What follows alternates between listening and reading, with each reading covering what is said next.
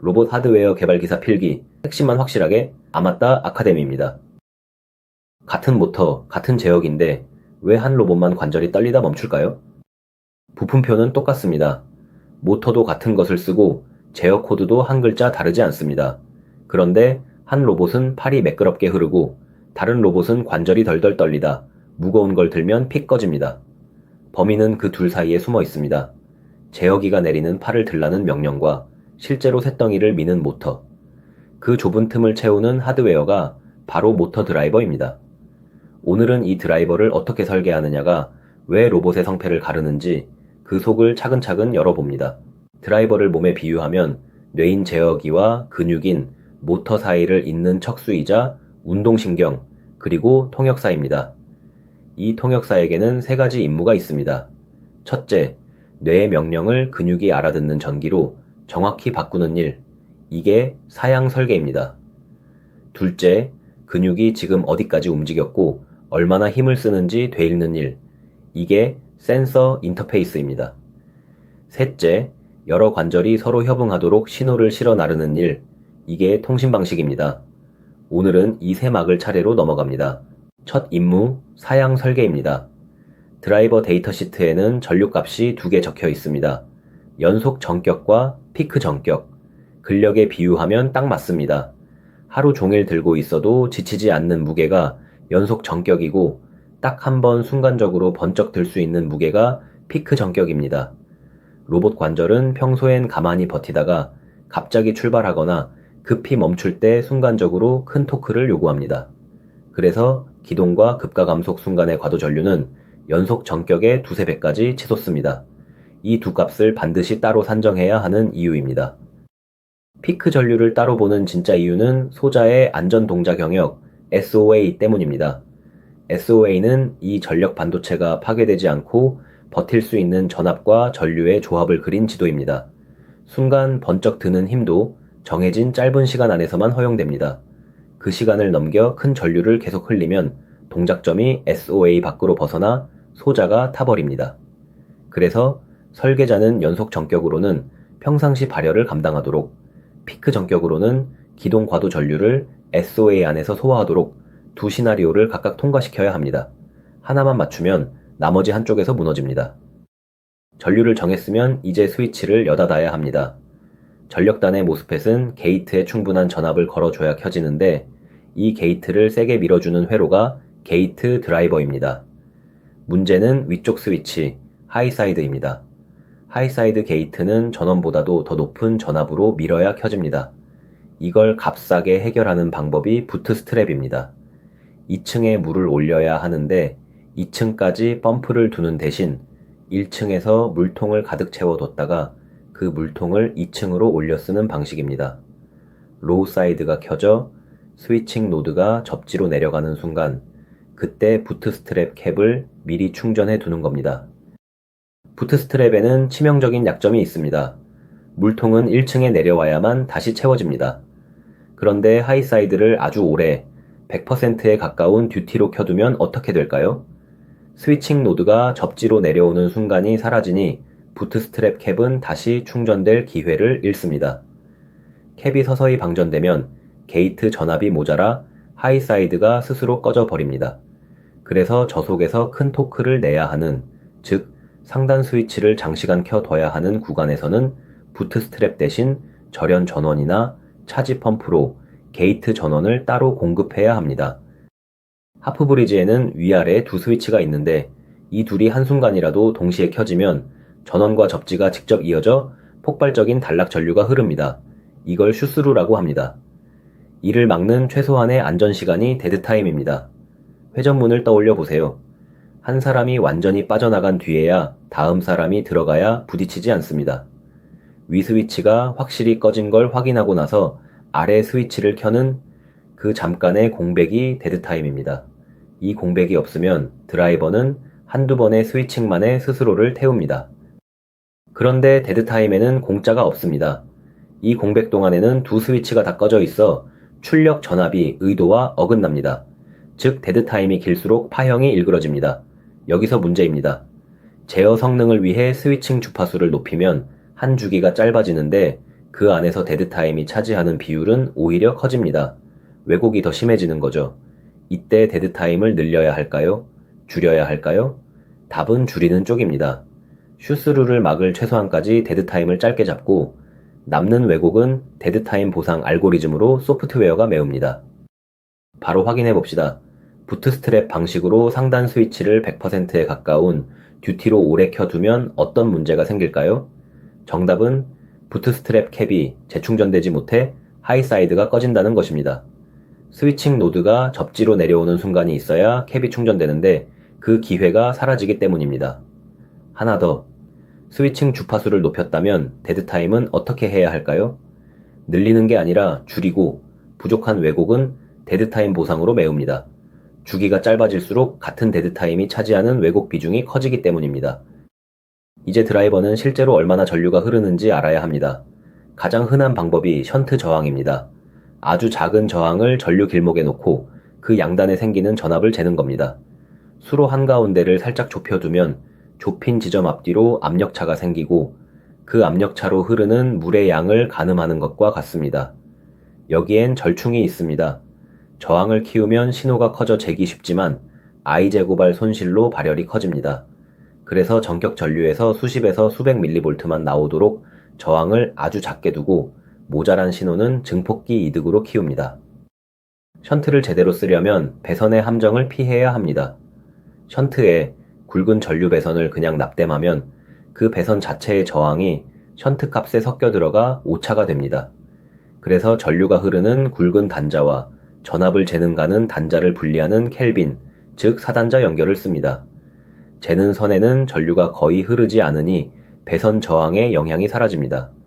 여기에 온도가 변해도 값이 잘 안 변하는 저TCR 션트를 골라야 하고 PWM 스위칭과 동기를 맞춰 노이즈가 잠잠한 순간에만 샘플링하는 블랭킹 기법으로 스위칭 잡음을 걷어냅니다. 근육을 지키는 안전장치는 두 종류가 필요합니다.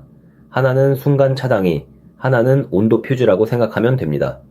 순간 차단기에 해당하는 게 과전류 보호, OCP입니다.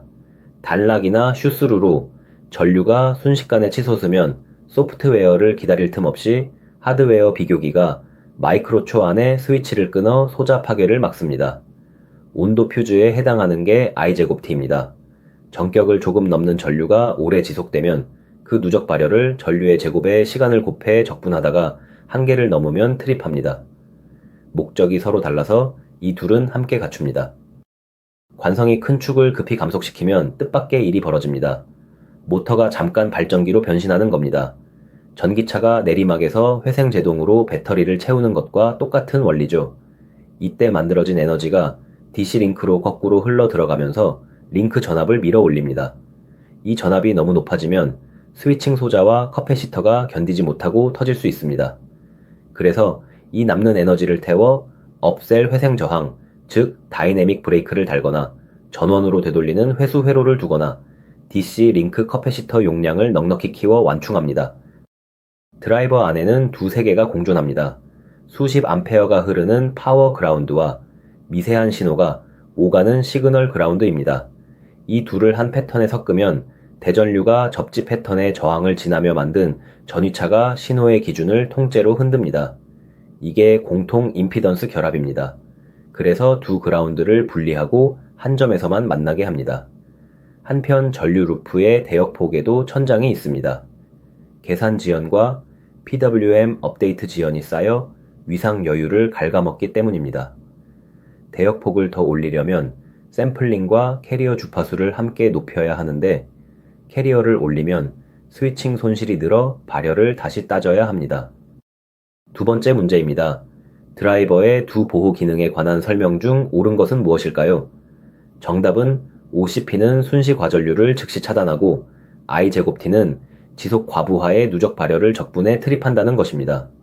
순간 차단기와 온도 퓨즈처럼 역할이 나뉘어 있어 둘은 서로를 대신하지 못합니다. 하나 더, 션트 저항 값은 어떻게 정할까요? 전격 전류에서 수십에서 수백 밀리볼트만 나오도록 작게 잡고 모자란 신호는 증폭기 이득으로 보상합니다. 켈빈 사단자로 배선 저항을 배제하고 저TCR 소자를 고르는 것도 함께 들어갑니다. 두 번째 임무, 센서 인터페이스입니다. 스태핑 모터는 언뜻 센서 없이도 위치를 아는 것처럼 보입니다. 펄스를 한번 보내면 정해진 각도만큼 돌 테니 보낸 펄스를 세면 위치를 추정할 수 있죠. 이게 게루프입니다. 문제는 과부하가 걸리거나 너무 급하게 가속하면 모터가 명령받은 스텝을 따라가지 못하고 미끄러지는 탈조가 일어난다는 겁니다. 더 무서운 건 게루프에서는 이 미끄러짐을 아무도 알아채지 못한다는 사실입니다. 위치 오차가 조용히 쌓여 로봇이 엉뚱한 곳을 짚습니다. 그래서 토크 여유율을 넉넉히 두거나 엔코더를 붙여 페루프로 만들어 실제 위치를 항상 되일 거 보정합니다. BLDC 모터를 돌리려면 지금 로터가 어느 방향을 보는지 알아야 그에 맞는 코일에 전류를 흘릴 수 있습니다. 가장 값싼 방법이 홀 센서 3개를 전기각 120도 간격으로 심는 겁니다. 새 센서가 만들어내는 조합은 이론상 8가지지만 모두 연긴 0과 모두 1인 111은 나올 수 없으므로 유효한 상태는 6가지입니다. 그래서 전기 한 바퀴가 6구간으로 나뉘는 6스텝 정류가 됩니다. 다만 이 방식은 각도를 60도 단위로만 하니까 정밀한 벡터 제어인 FOC에는 부족합니다. 그럴 땐 엔코더나 리졸버를 함께 씁니다. 참고로 홀 출력은 오픈 컬렉터 디지털이라 풀업 저항과 노이즈 필터가 필요합니다. 엔코더는 크게 두 성격으로 갈립니다. 증분형과 절대형인데 자동차 계기판에 비유하면 딱 떨어집니다. 증분형은 트림 미터입니다. 얼마나 더 갔는지 상대 변이만 세니까 전원을 켜면 지금 절대 위치를 모릅니다. 그래서 처음에 기준점을 찾는 호밍이 필요하죠. 대신 A상과 B상의 직각 위상을 이용해 한 눈금을 4번으로 쪼개는 사체배로 분해능을 높입니다. 절대형은 GPS 좌표입니다. 전원을 넣는 순간 바로 절대 위치를 알려줍니다. SSI, BIS, NDAT 같은 동기 시리얼로 그 값을 읽어오는데 디지털이라고 안심하면 안 됩니다. 차폐와 차동 전송, 그리고 CRC 오류 검사는 여전히 필수입니다. 광학식 엔코더는 정밀하지만 진동과 고온, 분진에는 약합니다. 이런 가혹한 환경에서 빛을 발하는 게 리졸버입니다. 리졸버는 회전자의 정연파로 여자, 즉 자극을 주면 고정제 노인 2개의 권선이 회전각에 따라 사인과 코사인 형태로 진폭이 바뀐 신호를 만들어냅니다. 이 두 신호의 비율을 풀면 각도가 나오는 거죠. 드라이버 쪽에는 여자 신호를 만드는 발생기와 사인 코사인을 복조해 디지털 각도로 바꾸는 RDC가 필요합니다. 광학 부품 없이 튼튼한 권선 구조로만 이루어져 있어서 흔들리고 뜨겁고 먼지 많은 로봇 관절에서 특히 강합니다. 세 번째 문제입니다. 홀 센서 3개를 전기각 120도 간격으로 배치하면 전기 한 주기 동안 유효한 상태는 몇 가지이며 무엇이라 부를까요? 정답은 6가지, 6스텝입니다. 3비트의 8조합 중 0과 111은 나올 수 없어 유효한 6상태만 남기 때문입니다. 하나 더, 증분형 엔코더의 특징은 무엇일까요? 상대 변이만 세기 때문에 전원을 켜면 절대 위치를 몰라 호밍이 필요합니다. 절대 위치를 바로 알려주는 건 SSI나 BIS를 쓰는 절대형 쪽입니다. 힘이나 위치를 아날로그로 재는 센서도 많습니다. 여기엔 공통된 지혜가 하나 있습니다. 위치를 재는 전위차계를 생각해보죠. 만약 기준 전압이 조금 흔들리면 측정값도 따라 흔들릴 텐데 이걸 영리하게 상쇄하는 방법이 있습니다. 센서에 걸어주는 여기 전압과 ADC가 비교 기준으로 삼는 전압을 같은 전원에서 뽑는 겁니다. 그러면 그 전압이 함께 오르내림으로 둘의 비율만 남고 변동은 저절로 지워집니다. 이게 비율 측정, 라티오메트리치입니다. 그리고 아주 미세한 차동 신호를 다룰 땐 잡음은 눌러주고 신호만 키우는 고성능 계측 증폭기를 씁니다. 아날로그를 디지털로 바꿀 땐 함정이 하나 더 있습니다. 마차, 바퀴가 화면에서 거꾸로 도는 것처럼 보이는 착시, 다들 본 적 있죠? 너무 느리게 관찰하면 빠른 움직임이 엉뚱하게 접혀 보이는 겁니다. 신호에서도 똑같은 일이 생깁니다. 예를 들어 200Hz 신호를 2kHz로 샘플링하면 나이퀴스트 한계는 그 절반인 1kHz입니다. 이보다 높은 주파수 성분, 이를테면 PWM 스위칭 잡음은 걸러내지 않으면 낮은 주파수로 접혀 들어와 신호를 오염시킵니다. 그래서 ADC 앞에는 반드시 안티에일리어싱, 저역통과 필터, LPF를 두어 나이퀴스트 위의 성분을 미리 잘라냅니다. 엔코더 신호를 1m 넘게 끌어오면 카운트가 튀는 일이 생깁니다. 전력 배선에서 나온 스위칭 노이즈가 두 신호선에 똑같이 올라타는 커먼 모드 결합 때문입니다. 근본 대책은 두 선의 차이만 읽는 차동 전송입니다. RS42급 라인 드라이버와 리시버로 신호를 두 가닥에 실어 보내면 노이즈는 두 선에 같이 실림으로 차이를 취하는 순간 지워집니다. 여기에 두 선을 꼬아 차폐한 트위스트 페어를 쓰고 수신단에는 반사를 없애는 종단 저항을 답니다. 그리고 신호선을 전력선과 최대한 떨어뜨립니다. 소프트웨어 필터는 어디까지나 보조일 뿐 물리적 대책이 우선입니다. 좋은 센서 인터페이스는 값을 잘 읽는 데서 끝나지 않고 고장을 검출 가능하게 설계합니다. 몇 가지 실전 기법이 있습니다. 홀 센서는 절대 나올 수 없는 0과 112를 금지 코드로 감시해 이 값이 뜨면 센서 단선이나 고장으로 판단합니다. 아날로그 신호는 정상 범위를 0V가 아니라 0.5V에서 4.5V로 잡는 라이브 제로를 씁니다. 값이 0V면 단선, 5V면 단락으로 구분되죠. 시리얼 엔코더는 CRC 오류를 계속 감시하고 전류가 흐르지 않아야 할 구간에서 오프셋을 재는 자가 진단도 합니다. 이렇게 고장이 검출되면 즉시 게이트를 차단해 안전하게 정지시킵니다. 네 번째 문제입니다. 200Hz 신호를 2kHz로 샘플링해 12비트 ADC로 읽는다면 반드시 필요한 조치는 무엇일까요? 정답은 나이퀴스트 1kHz 위 성분을 걸러낼 안티에일리어싱 LPF입니다. 샘플링의 절반인 1kHz 위 잡음이 접혀 들어오는 걸 막아야 하기 때문입니다. 하나 더, 1m 넘는 엔코더 전송에서 카운트가 튄다면 근본 대책은 무엇일까요? RS42 차동 전송에 트위스트 차폐, 수신단 종단, 전력선 이격을 함께 적용하는 것입니다. 소프트웨어 필터는 보조수단에 불과합니다. 세 번째 임무, 통신입니다. 여러 관절을 한 몸처럼 움직이려면 신호를 실어 날라야 하는데 여기서 흔한 오해가 있습니다. 무조건 빠른 통신이 좋다는 생각이죠. 실제로는 그렇지 않습니다. 속도를 높이면 신호의 상승 시간이 짧아지고 그만큼 반사와 링잉에 예민해져 허용 케이블 길이가 짧아지고 종단과 차폐 요구가 까다로워집니다. 무엇보다 모션 네트워크에서 1순위는 처리량이 아니라 결정성입니다.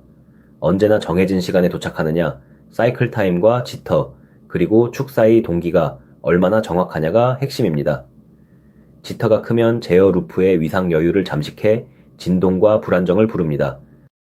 로봇 내부 배선망에서 가장 널리 쓰이는 통신이 캔입니다. 캔의 진짜 매력은 충돌을 다루는 방식에 있습니다. 회의에서 여러 사람이 동시에 말을 시작했다고 해봅시다. 캔에서는 우선순위가 낮은 쪽이 스스로 말을 멈추고 양보하는데 놀랍게도 데이터를 잃지 않고 이루어집니다. 원리는 이렇습니다. 버스에서 0은 우성, 1은 열성이라 0이 1을 덮었습니다. 각 노드는 자기가 보낸 비트와 실제 버스 레벨을 계속 비교하다가 다르면 즉시 물러납니다. 그 결과 ID가 가장 작은, 즉 우선순위가 높은 프레임이 한 비트의 손실도 없이 전송을 마칩니다. 이게 비파고의 중재입니다. 캔 속도를 500kbps에서 1mbps로 올리면 프레임 하나를 보내는 시간은 짧아지지만 대가가 따릅니다.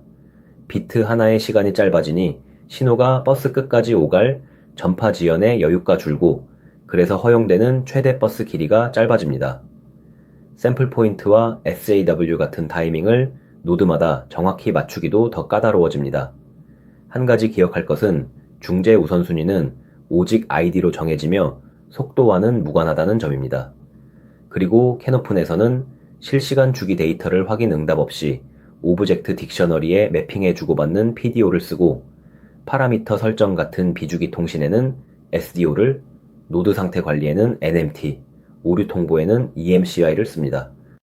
여러 장치를 한 가닥버스에 줄줄이 매다는 멀티드롭에는 RS485가 자주 쓰입니다.